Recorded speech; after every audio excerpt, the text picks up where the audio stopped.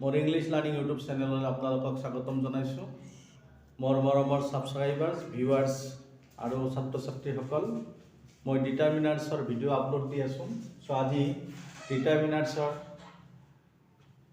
Little আৰু the লিটিলৰ বিষয়ে আলোচনা কৰা হ'ব অৰ্থাৎ এই তিনিটা ডিটাৰমিনাৰ্ছৰ আলোচনা হ'ব লিটিল এ লিটিল আৰু দা লিটিল আগৰ ভিডিঅ'টোত আলোচনা হৈছিল ফিউ এ ফিউ আৰু দা ফিউ লগতে আমি যিখিনি শিকিছিলোঁ ডিটাৰমিনাৰ্ছৰ সেই ডিটাৰমিনাৰ্ছখিনি প্ৰেক্টিছ কৰিছিলোঁ যোৱা ভিডিঅ'টোত সো আজি আৰম্ভ হ'ব লিটিল এ লিটিল আৰু দা লিটিলৰ use so little a little আৰু দা লিটিলৰ ইউজ শিকাৰ আগতে মই আপোনালোকক মনত পেলাই দিব লাগিব ফিউ এ ফিউ দা ফিউৰ ইউজ অৰ্থাৎ ফিউ এ ফিউ আৰু দা ফিউ जी अर्थत व्यवहार है लिटिल ए लिटिल और दा लिटिल एके अर्थते व्यवहार है डिफारेंस केवल फ्यू ए फ्यू दा फ्यू काउंटेबल प्लुरल नाउनर आगत है और आनहाते लिटिल ए लिटिल और दा लिटिल आनकाउंटेबल सिंगुलर नाउनर आगत है सो लिटिल बुली कोৱাৰ লগে লগে আমি কি বুজি পাওঁ আগৰ নিচিনাই almost negative little means almost negative অৰ্থাৎ প্ৰায় নোহোৱা বা নথকা বা प्राय निगेटिव कथात की करा है लिटिल व्यवहार करा है आरो एटू की करा है it is used before an uncountable singular noun so एटुए आसल कथा बिफोर एन अनकाउंटेबल अकल लिटिल बुली নহয় ए लिटिल दा लिटिल এই তিনিটা ডিটারমিনার্সে अनकाउंटेबल सिंगुलर नाउनर আগত কি হয় व्यवहार अनकाउंटेबल बुली कले सिंगुलर बुली नकलेও হয় कारण all uncountable nouns are singular nouns okay और हेकाने हतक सिंगुलर की अनकाउंटेबल बुली कोৱা হয় कारण काउंटेबल হলে তার প্লুরাল ফর্ম থাকে আর अनकाउंटेबल হলে তার প্লুরাল ফর্ম নাথাকে সো এইটো কথা আপোনালোকে জানি লোৱা উচিত ওকে অৰ্থাৎ আমি জানা উচিত যে अनकाउंटेबल नाउনৰ কোনো প্লুৰাল ফৰ্ম নাথাকে और काउंटेबल नाउन থাকলে তাৰ সিঙ্গুলাৰ থাকে প্লুৰাল থাকে ওকে সো এই ক্ষেত্ৰত আমি কি লিখিব পাৰো it is used বিফোৰ N uncountable noun so uncountable বুলি কোৱাৰ লগে লগে ই সদায় সিঙ্গুলাৰে হয় সো অলমোস্ট নেগেটিভ বা প্ৰায় নোহোৱা বা নথকা অৰ্থত কি ইউজ কৰা হয় লিটিল ব্যৱহাৰ কৰা হয় তো আগৰ ভিডিঅ'টোত যেনে যিদৰে ফিউৰ ব্যৱহাৰত কিছুমান এক্সাম্পল দিছিলো যে মিটিঙত মানুহ নাছিল বুলিবই পাৰি ঠিক ইয়াতে মই ক'ব পাৰোঁ গাখীৰ গিলাছটোত গাখীৰ নাই বুলিব পাৰি সো কি লিখিব লাগিব গিলাছটোত গাখীৰ নাই বুলিব পাৰি তো কি লিখিম there is this milk in the glass so ইয়াতে কি ডিটাৰমিনাৰ্সেৰে ফিল আপ কৰিম कारण मैं কৈছো অসমীয়াত কৈ আছো যে গিলাছটোত গাখীৰ নাই বুলিব পাৰি যে নাই বা নোহোৱা প্ৰায় তেনেকুৱা অৰ্থত অলমোস্ট নেগেটিভ আৰু এটো milk as uncountable noun that is why will put little here okay there is little milk in the glass okay ঠিক তেনেকৈ তাৰ ধৈৰ্য নাই বুলিবই পাৰি अर्थात মানুহজনৰ ধৈৰ্য নাই বুলিব পাৰি কি লিখিব লাগিব the man has this patience so কি লিখিব লাগিব patience to uncountable এবিলাক নাউন আমি গণিব নোৱাৰো মিল্ক গণিব নোৱাৰো পেশেন্স গণিব নোৱাৰো মানুহৰ কিমান পেশেন্স থাকে এটা দুটা তিনিটা এনেকুৱা কোনো সংখ্যা দি আমি গণিব নোৱাৰো that is why this type of nouns are called uncountable nouns और इहतर आगत नुआ बा नथका अर्थात लिटिल यूज करा है the man has little patience ठीक तेनेকৈ सेंटेंसर मीनिंग चाই আমি little a little the little ব্যৱহাৰ কৰিব পাৰিম যেনেকৈ ধৰক মই সেন্টেন্সটো লিখিছো he is seriously ill there is hope of his recovery of his recovery. So এই সেন্টেন্সত যদি আমি লক্ষ্য কৰোঁ যে ইয়াতে অপশ্যন ধৰক little a little the little দিছে। সো এই যিটো হপৰ আগত এতিয়া লিটিল লিখিম নে এ লিটিল লিখিম নে দা লিটিল লিখিম, এইটো ডিপেণ্ড কৰিব এই সেন্টেন্সটোৰ মিনিঙৰ ওপৰত। অৰ্থাৎ তেওঁ সিৰিয়াছলি অৰ্থাৎ গুৰুতৰভাৱে বেমাৰ। আচ্ছা, there is days of office recovery, গুৰুতৰভাৱে বেমাৰ তেতিয়াহ'লে তেওঁৰ জীয়াই থকাৰ বা বাচাৰ বা ৰিকভাৰী হোৱাৰ কিবা আশা আছে নেকি? খুব কম পৰিমাণৰ আশা থাকে। গতিকে খুব কম পৰিমাণৰ বা প্ৰায় নোহোৱা অৰ্থ বুজাবলৈ আমি হপৰ আগত এবাৰ কি লিখিব লাগিব? লিটিল লিখিব লাগিব। চ' মোৰ মৰমৰ ছাবস্ক্ৰাইবাৰ্ছ, ভিউৱাৰ্ছ আৰু ছাত্ৰ ছাত্ৰীসকল নিশ্চয় সেন্টেন্সটোৰ মিনিং বুজি পাইছে, কি ক'ব বিচাৰিছে, আৰু সেই মিনিঙৰ ওপৰত ডিপেণ্ড কৰি we have to write little here. So' he is seriously ill, there is little hope of his recovery. So' এইবাৰ আমি লিখিম এ লিটিলৰ ইউজ। ঠিক এ ফিউৰ ইউজ যেনেকুৱা আছিলে এ লিটিলৰো একেই use. A little means some অলপ, অ'কে, বা এ স্মল কোৱান্টিটি। কি লিখিম? A small quantity. আগতে কি লিখিছিলোঁ? সাম অৰ এ স্মল নাম্বাৰ বুলি লিখিছিলোঁ, অলপ সংখ্যক। কিন্তু এ লিটিল যিহেতু little a little the little যিহেতু আনকাউণ্টেবল নাউনৰ আগত ইউজ হয়, গতিকে ইয়াতে কোনো নাম্বাৰ নুবুজায়। These three determiners do not refer to any number, they only refer to quantity. Okay, পৰিমাণকহে বুজায়। That is why a little মানে সাম বা এ স্মল কোৱান্টিটি বুলি আমি কওঁ।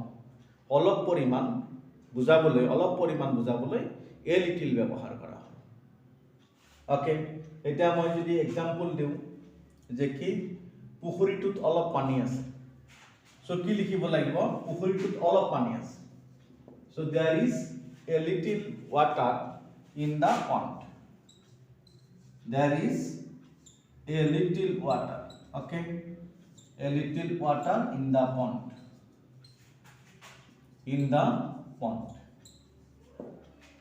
ঠিক আছে। এইবাৰ চ' মই এইখিনি মুচি দিছোঁ। অলৰেডি আপোনালোকে লিখিছে বা বুজি পাইছে, চাই আছে। চ' স্পেচ উলিওৱাৰ কাৰণে মই ওপৰৰখিনি মুচি দিছোঁ। এতিয়া লিটিলৰ দুটা এক্সাম্পল মই ইয়াত লিখিম। চৰি, এ লিটিলৰ there is a little water in the pond, পুখুৰীটোত অলপ পানী আছে। এইবাৰ মই কি কৈছোঁ, এনেকুৱা এটা সেন্টেন্স লিখিছোঁ, this guidance will be enough for me,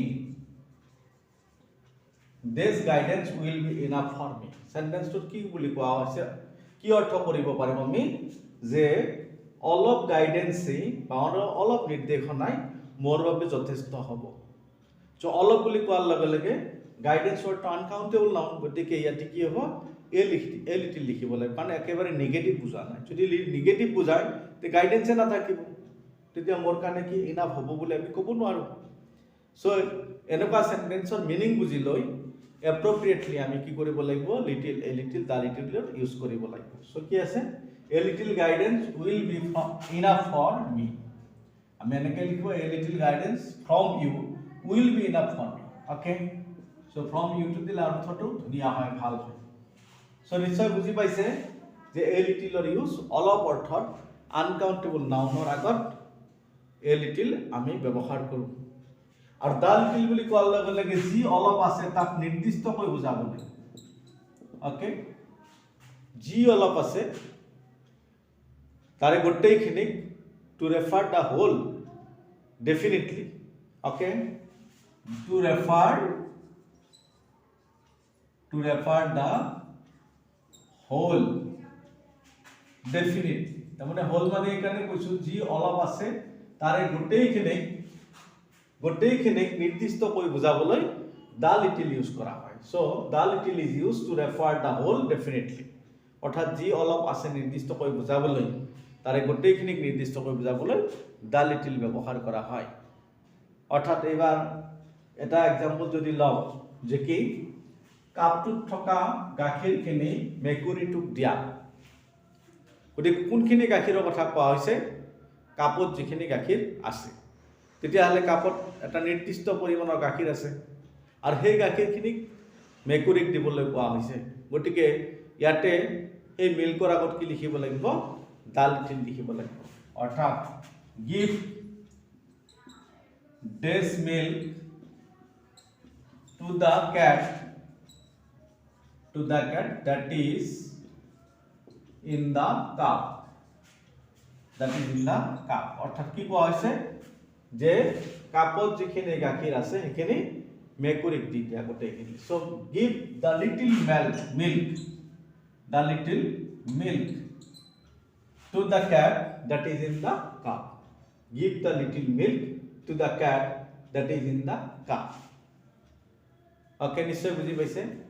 এবাৰ মই কৈছোঁ মোৰ লগত যিখিনি পইচা আছিল গোটেইখিনি মই খৰচ কৰি পেলালোঁ। মোৰ লগত থকা পইচাখিনি মই খৰচ কৰি পেলালোঁ। গতিকে মোৰ লগত যিখিনি পইচা আছিল তাক নিৰ্দিষ্টকৈ বুজোৱা হৈছে আৰু সেইখিনি পইচা খৰচ হৈ গ'ল। চ' তেনেকুৱা ক্ষেত্ৰতো আমি কি লিখিম? দ্য লিটিলৰ ইউজ কৰিম। So' I have spent this money that I had with me. অৰ্থাৎ কি লিখা হ'ল যে মোৰ লগত যিখিনি পইচা আছিল গোটেইখিনি কি কৰিলোঁ? খৰচ কৰি দিলোঁ। So I have spent the little money that I had with me. Okay, the little money. I have spent the little money that I had with me. So নিশ্চয় বুজি পাইছে মোৰ মৰমৰ ছাত্ৰ ছাত্ৰীসকল, লিটিল এ লিটিল দ্য লিটিলৰ use few a few the ফিউৰ ইউজৰ নিচিনা একেই, ডিফাৰেঞ্চ এটাই, তাতে few a few the few যি মিনিং কৰে, লিটিল এ লিটিল দ্য লিটিলো একেই মিনিং কৰে। So' only difference is that few a few the few are used before countable plural nouns. On the other hand little a little the little are used before uncountable nouns. So' this is the only difference, otherwise all the uses are the same. So' মনত ৰাখিব যে এই ইউজখিনি জানিলেই আমাৰ কাৰণে কি যথেষ্ট হ'ব। আৰু সেইকাৰণে কি এই ইউজবিলাক আমাৰ মনত ৰাখিবলৈ আমাৰ প্ৰেক্টিচ বেছিকৈ হ'ব লাগিব। চ' এতিয়া মই কেইটামান চেণ্টেঞ্চ আপোনালোকৰ কাৰণে লিখিম য'ত অপশ্যন থাকিব little a little the little, আৰু এপ্ৰপ্ৰিয়েটলি লিটিল এ লিটিল দ্য লিটিলেৰে আমি ফিল ইন দ্য ব্লেংকছ কৰিবলৈ চেষ্টা কৰিম।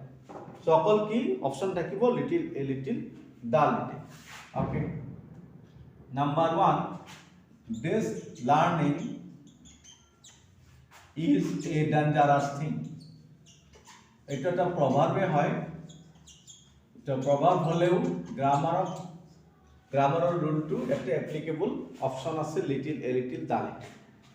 অ'কে, ঠিক তেনেকৈ আই have only this money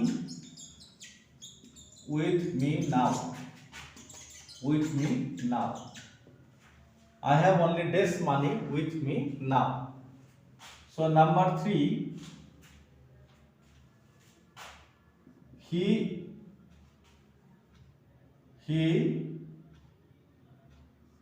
cannot speak English well because he has this knowledge on it. So sentence বিলাক লিখি আছো, then we can write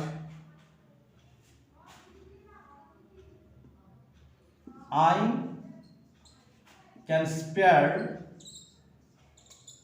only this time for you.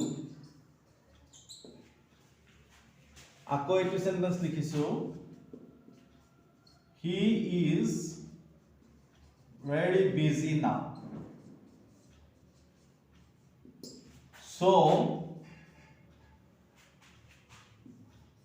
he has this time to spare for you.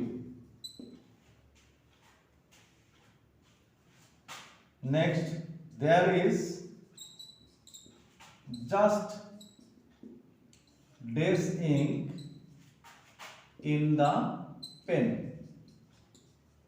So মই ইয়াতে 6টা মান sentence লিখিছো আৰু স্পষ্টকৈ আপোনালোকে বোৰ্ডত দেখিবলৈ পাইছে এই 6টা সেন্টেন্স এতিয়া ফিল আপ কৰিম লিটিল এ লিটিল দা লিটিলৰ যেটো শুদ্ধ ৰূপ ইয়াতে বহাব লাগে তাৰে পৰা চইচ কৰি কৰি লিটিল এ লিটিল দা লিটিলৰে ফিল ইন দা ব্ল্যাঙ্কস কৰি সো প্ৰথম সেন্টেন্সটো আমি সকলোৱে জানো it is a proverb these learning is a dangerous thing সকলোৱে জানে অল্পবিদ্যা ভয়ংকৰ সো অল্পবিদ্যা বুলি কোৱাৰ লগে লগে অলপ পৰিমাণ বুজাইছে সেইকাৰণে কি ইয়াতে লাৰ্নিংৰ আগত কি লিখিব লাগিব a little learning okay so অলপ চলপ বিদ্যা আছে একেবাৰে নোহা কথা কোৱা নাই সেইকাৰণে লিটিল হোৱা নাই এইটো এটা প্ৰভাৰ্ব হয় আৰু গোটেই ওয়াৰ্ল্ডতে এইটো প্ৰচলিত সকলোৱে জানে যে a little learning is a dangerous thing আৰু গ্ৰামাৰৰ ৰুল মতেও ইয়াতে কি হ'ব এ লিটিলেই হ'ব next I have only these money with me now সেন্টেন্সটোত কোৱা হৈছে যে মোৰ লগত এতিয়া মাত্ৰ অলপ হে টকা আছে বা অলপ হে পইচা আছে সো অলপ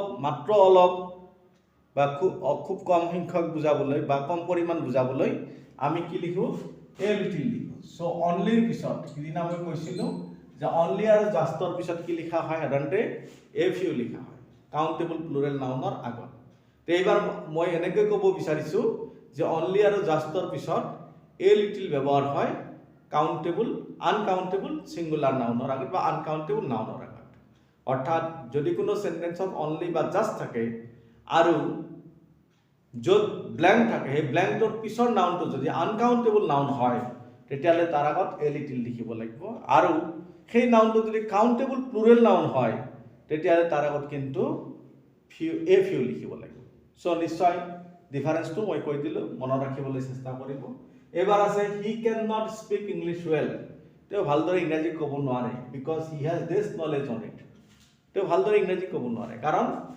এই ভাষাটোৰ ওপৰত তেও কি আছে নলেজ অলপ আছে যদি অলপ ক'ব পাৰিব তেতিয়ালে কি কম নাই এই ভাষাটোৰ ওপৰত তেও প্ৰায় নলেজে নাই প্ৰায় নাই বা নোহোৱা অৰ্থত আমি কি লিখিব লাগিব নেগেটিভ সেন্সত লিটিল লিখিব লাগিব সো নিশ্চয় বুজি পাইছে যে he can not speak English well because he has little knowledge on it তেও ইংৰাজী ভালদৰে ক'ব নোৱাৰে কাৰণ তেওঁৰ এই ভাষাটোৰ ওপৰত নলেজেই নাই প্ৰায় নলেজেই নাই অলপ চলপ এবিচিডি জানে ওকে বাকি নোৱাৰে that is why he cannot speak English well so নিশ্চয় বুজি পাইছে I can spare only days time for you অলপ আগতে ক'লো only বা just থাকিলে আনকাউন্টেবল নাউন যেতিয়া থাকিব তেতিয়া তাৰ আগত এ লিটিল লিখিব লাগিব গতিকে মই তোমাক মাত্ৰ অলপ সময় হে দিব পাৰিম I can spare only a little time for you অৰ্থাৎ মই তোমাক অলপ সময় হে দিব পাৰি মই তোমাক অলপ সময় হে দিব পাৰি ঠিক তেনেকৈ number 5 to he is very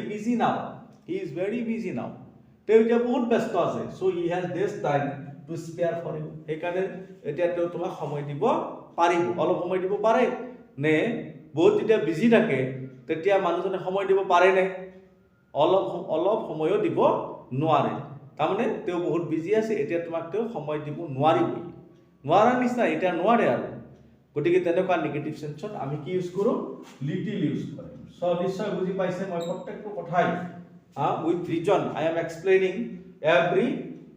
every sentence I hope you are getting my point very easily নিশ্চয় সহজভাৱে আপোনালোকে মোৰ পইণ্ট বিলাক বুজি পাইছে last one there is just this ink in the pen অর্থাৎ কলমটো মাত্ৰ অলপ মানহে কি আছে জাস্ট অলপ মানহে কি আছে সিয়াহি আছে বুলি কোৱা হৈছে গতিকে মাত্ৰ অলপ বা কেইটোপাল মান এনেকুৱা যদি অৰ্থ হয় তেতিয়ালে কি লিখিব লাগিব এ লিটিল লিখিব লাগিব that is why there is just a little অর্থাৎ only বা জাস্ট থাকিলে আনকাউন্টেবল নাউনৰ আগত এ লিটিল হয় কাউন্টেবল নাউনৰ আগত কি হয় এ ফিউ হয় সো মই আকৌ আপোনালোকক কথাটো বুজাই দিছো আৰু এই 6টা সেন্টেন্স মই এতে বোৰ্ডত লিখিলো আৰু প্ৰ্যাকটিস কৰি দেখুৱালো যে কেনেকৈ লিটিল এ লিটিল দা লিটিলে ফিল ইন দা ব্ল্যাঙ্কস কৰাৰ সময়ত আমি এপ্ৰোচ কৰিব লাগে আৰু এপ্ৰোচটো কি দৰে কৰিব লাগে with explanation I have given you all the sentences গোটেইকেইটা সেন্টেন্স মই আপোনালোকক দিলো